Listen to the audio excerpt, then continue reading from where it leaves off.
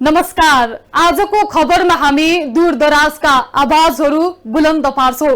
जनमतलाई कदर गर्दै फरक प्रसंग र सूत्रमा बहस गर्छौं। समय, सन्दर्भ र सूचनाको क्षेत्रमा गतिशील रहन्छौं। हिजो, आज र भोलिका प्रसंगमा छुट्टै बहस अनि त्यसमाथिको विश्लेषण गर्ने कार्यक्रम आजको खबर। म तुलसी अरियाल। भूमि अतिक्रमणको पीडाले आहत छ नेपाल। भारतसँग जोडिएका हरेक क्षेत्रको भूमि अतिक्रमित भइरहेको छ। भारतले वार्ता गर्न आनाकानी गर्दै नेपाली भूमि आफ्नो पक्षमा पार्ने पुरानै प्रवृत्तिको खेल खेलिरहेको छ।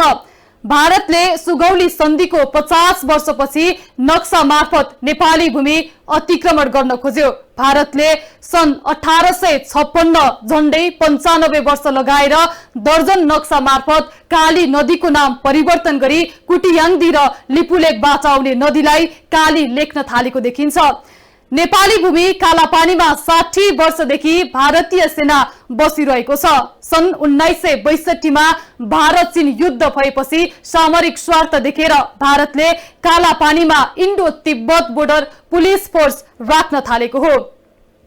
कालापानीमा फौज राखेर बिस्तारै भारतले आफ्नो ब्यारेक भन्दा पूर्व एउटा सानो काली नामको मन्दिर र कुण्ड बनाएर त्यही बाटो बग्ने कुलोलाई नक्कली काली नदी भन्दै नक्सा समेत जारी गरेको छ। नेपाल सरकारको पटक पटकको वार्ता आह्वानलाई समेत भारतले नकार दिएको हो। 2007 सालमा नेपाल भारत सीमा सम्बन्धी निर्णय गर्न सरकारले परराष्ट्र सचिव स्तरीय संयन्त्र बनाएको छ। दर्शकवृन्द, तर भारतले सचिव स्तरीय बैठक विभिन्न समयमा टार्दै आएको छ। नेपाल भारतले कहिले वार्ता गर्न मान्ला? पर्खिएर बसेको पनि वर्षौं भयो, तर भारतले वार्ता गर्नुको साटो दादागिरी देखायो। भारतको पिथौरागढबाट लिपुलेक जोड्ने 80 किलोमिटर सडक 26 वैशाखमा भारतीय रक्षा मन्त्री राजनाथ सिंहले उद्घाटन गरेपछि नेपालमा चर्को विरोध भएको थियो। सरकारले 29 वैशाखमा भारतलाई पठाएको कूटनीतिक नोटमा लिम्पियाधुरासम्म नेपाली भूभाग रहेको उल्लेख गरिएको छ। तर भारतले तत्काल वार्तामा बस्न आनाकानी गरेपछि नेपाल सरकारले आफ्नो भूमि समेटेर नक्सा सार्वजनिक गर्ने निर्णय गरेको थियो। सन् 1816 मा नेपाल र तत्कालीन इस्ट इन्डिया कम्पनी बीच सुगौली सन्धि सम्पन्न भयो। सन्धिको धारा 5 अनुसार काली नदीलाई सीमा नदी भनिएको छ। सन् 1827 मा सर्वे अफ इन्डियाले तयार गरेको आलमोडाको नक्सामा लिम्पियाधुराबाट बग्ने नदीलाई रिभर अफ काली भनिएको छ। त्यसको पूर्व नेपाल र पश्चिम इन्डिया भनिएको छ। सन् 1856 को सर्वे अफ इन्डियाले लिम्पियाधुराबाट बग्ने नदीलाई रिभर अफ काली भन्यो। तर सन् 1879 मा ब्रिटिस अधिकारीहरूले जारी गरेको नक्सामा संकेत चिन्हबाट भने कालापानी र लिपुलेकलाई भारततर्फ पारियो। त्यसपछिका नक्सामा लिम्पियाधुरा भन्दा 310 वर्ग किलोमिटर यता लिपुलेकबाट बग्ने खोलालाई काली नदी भनेर भारतले भ्रम छर्दै आएको छ।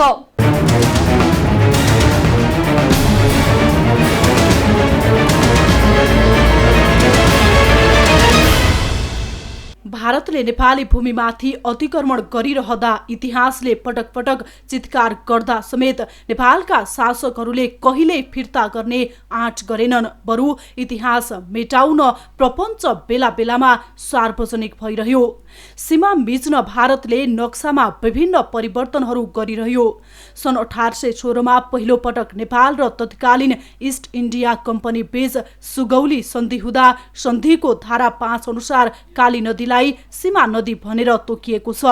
यसपछि सन् 1827 मा सर्वे अफ इन्डियाले तयार गरेको अलमोडाको नक्सामा पनि लिम्पियाधुराबाट बग्ने नदीलाई रिभर अफ काली भनेर स्पष्ट पारिएको छ। त्यसमा पूर्व नेपाल र पश्चिम भारत भनिएको छ। सन् 1856 मा सर्वे अफ इन्डियाले कलकत्ताबाट प्रकाशित गरेको नक्सामा पनि लिम्पियाधुराबाट बग्ने नदीलाई रिभर अफ काली भनिएको छ। यो नक्सामा पनि पूर्व नेपाल र पश्चिम इन्डिया भनिएको छ। तर सन् 1879 ब्रिटिस अधिकारीहरूले जारी गरेको नक्सामा संकेत चिन्हबाट कालापानी र लिपुलेकलाई भारततर्फ पारियो। त्यसपछिका नक्सामा लिम्पियाधुरा भन्दा 310 वर्ग किलोमिटर यता लिपुलेकबाट बग्ने खोलालाई भारतले काली नदी भन्न थाल्यो। यो चाल पहिलो पटक त्यही बेलादेखि भारतले सुरु गरेको थियो। यसपछि विक्रम सम्वत 2032मा त्यसअघिसम्म नेपाल ब्रिटिस भारत र भारतका नक्सामा भर पर्दै गएको नेपालले आफैले नक्सा तयार पार्यो।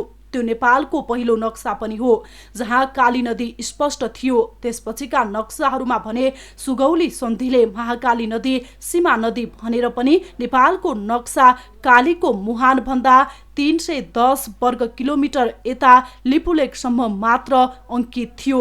नेपाल र भारत बीच सन् 1981 देखि 2007 सम्म सीमाङ्कन भएको थियो, तर सुस्ता र कालापानी बाहेकका स्थान विवादित भनेर स्थगित गरिएको थियो।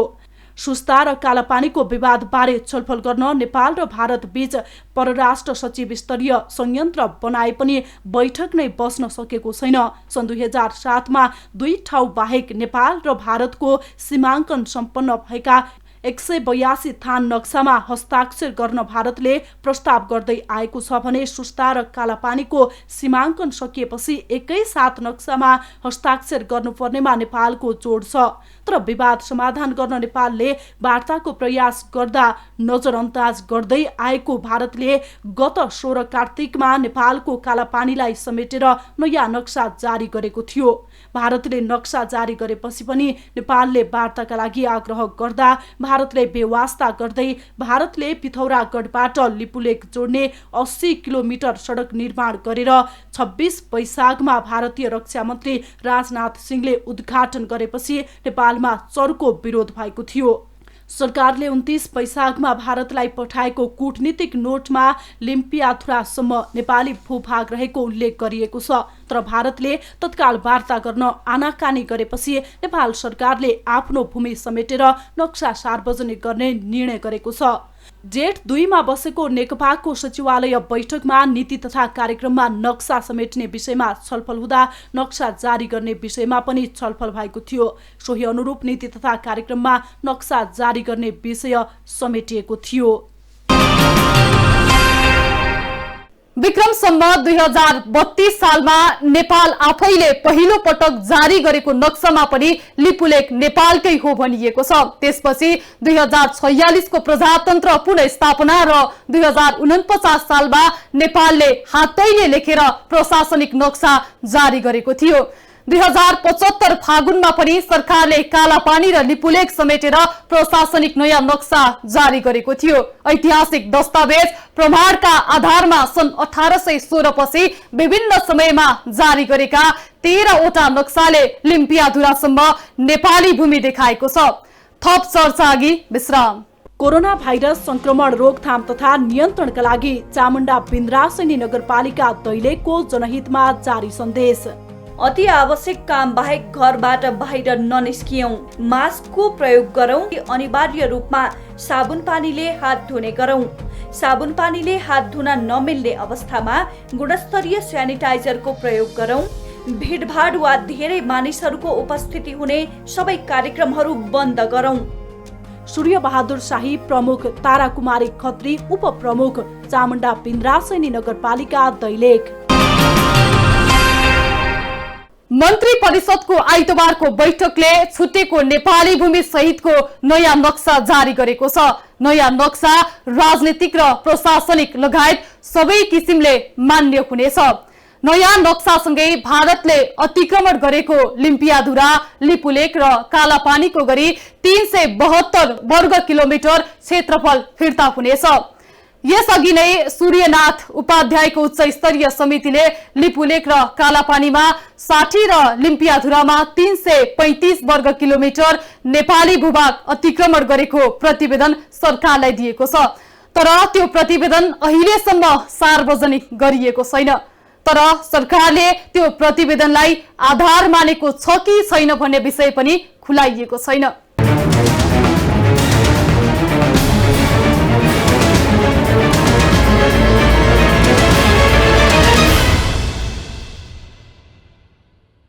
सरकारले लिम्पियाधुरा, लिपुलेक र कालापानी सहितको नेपालको नयाँ नक्सा स्वीकृत गरेको छ। सोमबार बसेको मन्त्री परिषद बैठकले लिपुलेक, लिम्पियाधुरा र कालापानी समेटिएको नक्सा स्वीकृत गरेको हो। भूमि व्यवस्था, सहकारी तथा गरिबी निवारण मन्त्रालयले प्रस्ताव गरेको नेपालको अद्यावधिक नक्सा सरकारले स्वीकृत गरेको हो। नयाँ नक्सामा नेपाली भूमि लिपुलेक, कालापानी र लिम्पियाधुरा समेटिएको छ र अन्य अन्तर्राष्ट्रिय सीमाहरू यथावत रहेको सरकारका प्रवक्ता डाक्टर युवराज खतिवडाले बताउनुभयो। नक्सामा संघीयता अनुरूप प्रदेश र स्थानीय तहहरू समेटिएका छन्। अन्य अन्तर्राष्ट्रिय सीमाहरू यथावत रहेका छन्। निशान छाप, सरकारी कामकाज र विद्यालय लगायत सम्पूर्ण क्षेत्रमा अद्यावधिक नक्सा नै प्रयोग हुनेछ। उत्तरी, पूर्व र पश्चिमी नक्सा सहित राजनीतिक र प्रशासनिक प्रबन्ध पनि समेटिएको छ। यो नक्सा अब नेपालको सबै किसिमका प्रशासनिक प्रबन्धहरूमा लागू गर्ने गरी अगाडि बढाइएको हो। मन्त्रीज्यू, मेरो प्रश्न छ, नयाँ नक्सामा के विषयहरू समेटिएका छन् एउटा? अर्को कुरा, नयाँ नक्सा स्वीकृत भएपछि अब निशान छाप लगायतका विषय पनि अद्यावधिक गर्नुपर्ने हुन्छ होला, त्यसमा के गरिन्छ? र कोरोनाको सङ्क्रमणसँगै अब नयाँ बजेटको तयारीमा हामी छौँ, के छ त्यसको तयारी? यो नयाँ नक्सामा हाम्रा अन्तर्राष्ट्रिय सिमानाहरूमा खास गरी नेपालको पश्चिम उत्तरी क्षेत्रमा रहेको लिम्पियाधुरा, लिपुलेक र कालापानी क्षेत्र समेटिएको छ। यो नक्सामा नेपालको संघीयता अनुरूपका प्रदेश, स्थानीय तहहरू पनि समेटेका छन्। अन्तर्राष्ट्रिय सीमाहरू अरू यथावतै छन्। सरकारले लिम्पियाधुरालाई समेटेर नयाँ नक्सा जारी गरेपछि अब नेपालको संविधानदेखि विद्यालयका पाठ्यक्रमसम्म सबै संशोधन र परिमार्जन गर्नुपर्ने भएको छ। नेपालको संविधानको अनुसूची 3 मा नेपालको निशान छाप उल्लेख छ। उक्त निशान छापभित्र नेपालको पुरानो नक्सा अङ्कित भएकाले अब त्यसलाई सच्याएर संविधानमै नयाँ नक्सा अङ्कित निशान छाप राख्नुपर्ने भएको छ र यसका लागि संसदको 2/3 बहुमत संविधान संशोधन गरी निशान छाप फेर्नुपर्ने हुन्छ।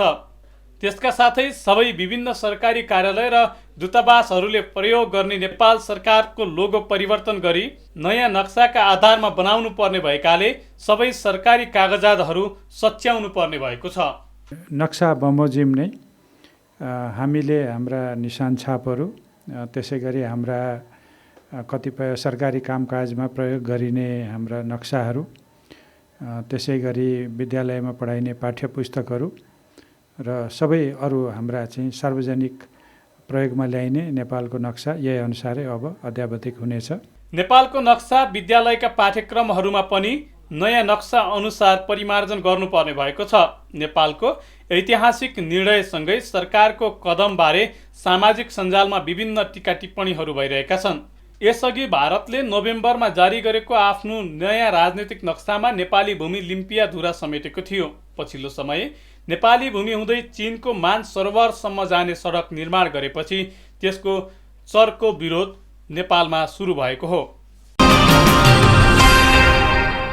भारतले कार्तिक 16 गते लिम्पियाधुरा, लिपुलेक र कालापानी सहितको नेपाली भूमि भारतमा पारेर नक्सा जारी गरेपछि यसको विरोध हुँदै आएको थियो भने सरकारलाई संसदीय समिति लिम्पियाधुरा सहितको नक्सा जारी गर्न निर्देशन दिएको थियो। गत वैशाख 16 भारतले नेपाली भूमि लिपुलेक हुँदै मानसरोवर जाने सडक उद्घाटन गरेपछि केही समय मौन नेपालीहरू पुनः भारतलाई उक्त भूमि नेपालको भएको भन्दै भारतलाई कूटनीतिक नोट पनि दिइसकेको छ। यसअघि 2072 जेठ 1 मा भारत चीनले लिपुलेकलाई द्विपक्षीय व्यापार नाका बनाउने सहमति भयो। त्यस बेला पनि नेपालले आफूलाई नसोधी आफ्नो भूमिलाई व्यापारिक नाका बनाउने भन्दै दुवै सरकारलाई विरोध पत्र पठायो। विरोध पत्रपछि नेपाल भारत द्विपक्षीय वार्ता गर्ने भने पनि यसको टुङ्गो लागेको छैन। अहिले त्यही सम्झौता कार्यान्वयन गर्दै भारतले सडक बनाएपछि सरकारले पुनः विरोध पत्र भारतलाई दिए पनि भारतीय पक्षले आफ्नो भूभागमा सडक बनाएको दाबी गरिरहेको छ। थप चर्चा अघि विश्राम। कोरोना भाइरस संक्रमण रोकथाम तथा नियन्त्रणका लागि मेलौली नगरपालिका बैतडीको जनहितमा जारी सन्देश। नियमित रूपमा साबुन पानीले हात धुने, गुणस्तरीय सेनिटाइजरको प्रयोग गर्ने, खोक्दा, हाच्चु गर्दा नाक मुख छोप्ने, शंकास्पद लक्षण देखिएमा स्वास्थ्य परीक्षण गराउने, जंगली तथा घरपालुवा जनावरको असुरक्षित सम्पर्कबाट टाढा रहने। कृष्ण सिंह नायक प्रमुख, कुमारी राधा ओझा उपप्रमुख, मेलौली नगरपालिका बैतडी। प्रधानमन्त्री केपी शर्मा ओलीले सत्यमेव जयते सिंहमेव जयते संसदलाई सम्बोधनको क्रममा भारतलाई व्यङ्ग्य गर्दै भन्नुभएको थियो। यो भारतलाई व्यङ्ग्य मात्र होइन, चेतावनी पनि हो। सत्यले नै जित्छ, सत्यको नै जित हुन्छ, यो भारतको राष्ट्रिय आदर्श हो। तर भारत अझै भने सिंह बन्न खोजेको प्रधानमन्त्री ओलीको आशय थियो। यसैले सत्यको जित हुन्छ कि सिंहको जित हुन्छ भन्ने कुराको जवाब पनि भारतसँग सोध्ने प्रधानमन्त्रीको अठोट छ।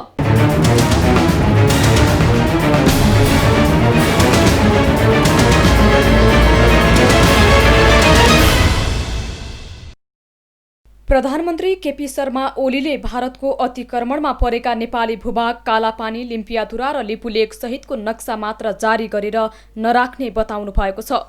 प्रतिनिधि सभाको मंगलबारको बैठकमा भारतको अतिक्रमणमा परेको नेपाली भूभाग फिर्ता ल्याउने निर्णय गर्दै आवश्यक कूटनीतिक कदम चालेको बताउनुभयो।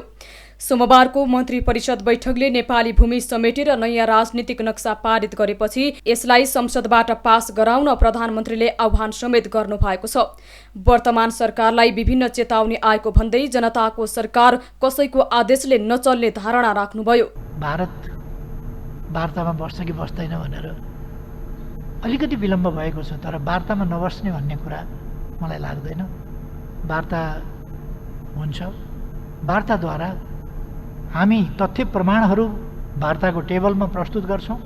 हामी कुनै उत्तेजनामा छैनौँ, आवेशमा छैनौँ, हामी गम्भीर छौँ र त्यो गम्भीरताका साथ तथ्य प्रमाणका आधारमा अत्यन्त मैत्रीभावका साथ नेपाल र भारत दुईटा छिमेकी मित्र राष्ट्रहरू हुन्।